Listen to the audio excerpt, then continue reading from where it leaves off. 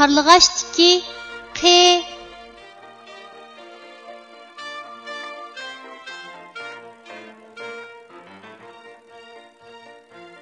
Bu hərfning talaffuz qilinishi mundaq. Q.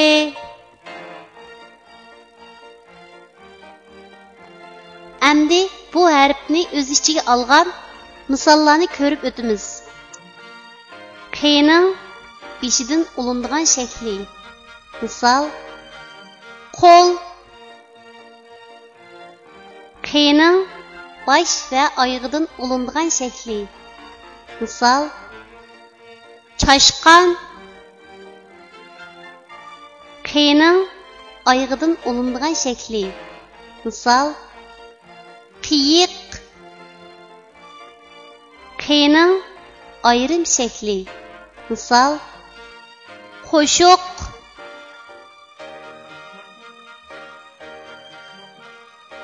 Tuanda biz rasmga birlashtirib, yuqorida o'rganib o'tgan harfning to'g'ri yozilish tartibini mashq qilib o'tamiz. Qo'l. Q harfining beshidan ulinib keladigan shaklning yozilish tartibi.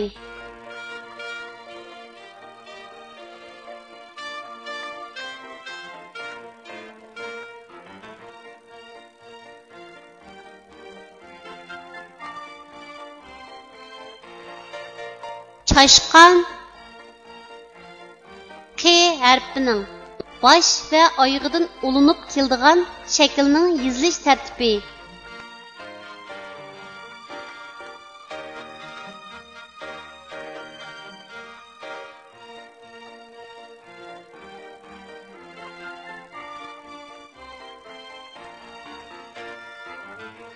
Qiyiq.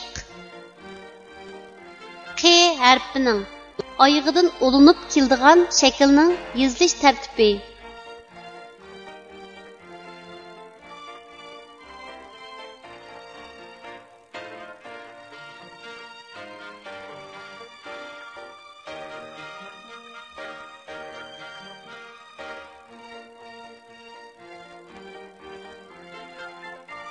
Qo'shiq.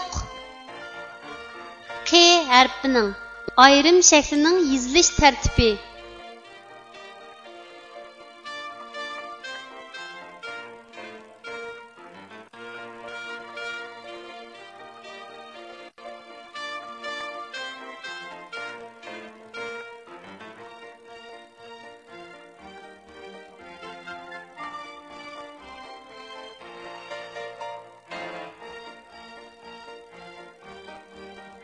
Kichik do'stlar, tuandagi so'zlarni menga aytib o'qinglar.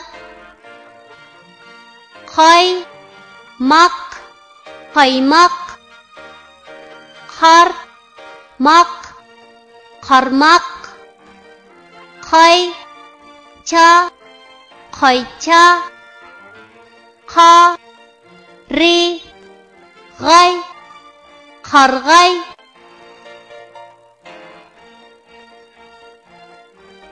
O'qiyli.